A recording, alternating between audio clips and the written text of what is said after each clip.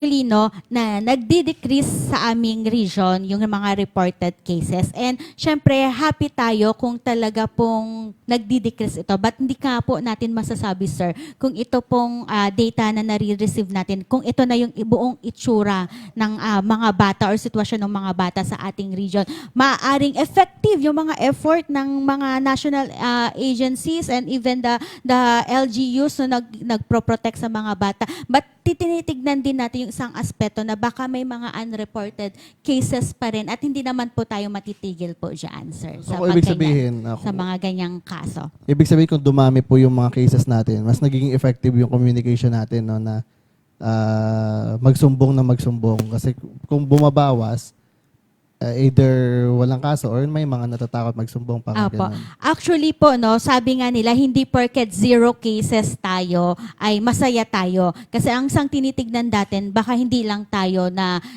nararamdaman. No? Kaya patuloy po yung ating pag-a-advocacy and yun nga, nabanggit din ni Ma'am Maha na alam na, capacitate na yung mga barangay natin and even yung mga ibang family na alam na kung sino na yung po yung lalapitan nila. No? Kahit nag-i-increase yung kanilang data sa LGU, ibig sabihin naniniwala sila sa pamahalaan or sa ating gobyerno na may katulong silang magproprotekta.